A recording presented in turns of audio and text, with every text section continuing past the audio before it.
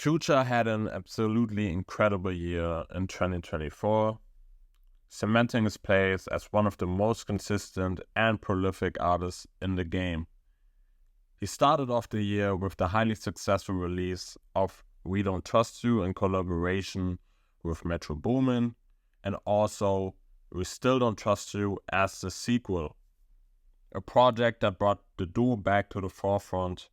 Following that, Future went on tour with Metro, captivating audiences across the states. But he didn't just stop there. Future was featured on some of the biggest songs of the year, showing his versatility and staying on top of the game and the charts. He also broke a lot of records with one of the most listened to artists this year, and to cap it all off, he released his new LP, Mixtape Pluto. Altogether, Future dropped a total of 59 tracks this year, a staggering feat for any artist. In this video, I'm going to break down this latest LP, Mixtape Pluto, and share my thoughts on Future's latest work. Now let's dive into Pluto. With this project, Future seems to take a step away from the familiar sonic landscape he's developed with Metro Boomin, opting instead to return to a more fundamental sound, the kind of hard-hitting trap-inspired production that defined his earlier work, I would say. This time, most of the production comes from Weezy and Southside, two legendary trap producers with whom Future has a long history with together. They delivered a collection of classics on this project as well, like South of France. I really liked MJ and Teflon Down. While it's refreshing to see Future return to this sound, the project isn't without its shortcomings. The mixtape suffers from a certain monotony. A lot of the songs feel similar, with a little variation from track to track. This can make the listening experience feel a bit repetitive at times, especially when there are no features to break up the flow and to mix it up.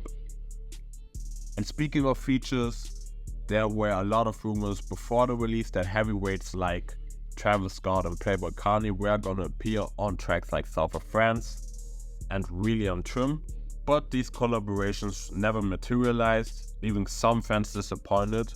It's unclear whether these features were scrapped or just never finalized at some point, but the absence is definitely felt. Another concern I have is whether Southside and Weezy can truly carry an entire project for Future on their own in 2024. While they're both incredible, talented producers, an entire album without any outside collaboration could risk becoming stale and repetitive. But despite these issues, I still think the project has some solid moments, and Future shows flashes of the brilliance we've come to expect from him. Let's talk about some of the standout tracks. One song that really caught me by surprise was Plutuski.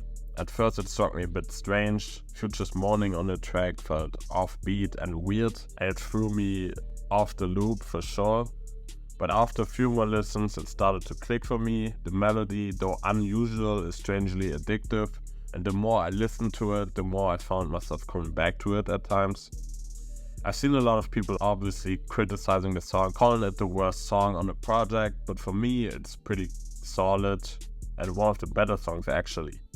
Next up, another standout is South of France. In my opinion, this track showcases one of the best beats on the entire project. Southside and Weezy really outdid themselves on this one, delivering a sample that just feels atmospheric and kind of haunting in a sense.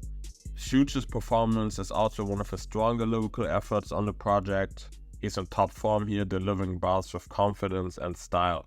Finally, there's Lost My Dog. That gives us a glimpse of Future in a more introspective, vulnerable space.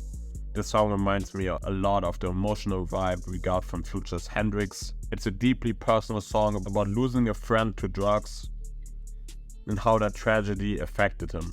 Future also reflects on his own struggle with substance abuse, something he's grappled with throughout his career. It's one of the most heartfelt tracks on the album and stands out for its raw emotional weight.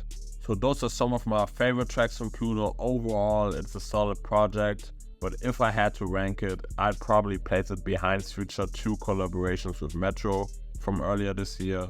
The Pluto mixtape has its moments, but the Metro collabs offered more dynamic production and more interesting soundscapes overall. That being said, I think Pluto still proves that Future is one of the most consistent artists in the game. Looking ahead, it feels like 2024 is another pivotal year for Future, one of his best ones for sure. He's managed to stay relevant, releasing a massive amount of music, while maintaining a high level of quality.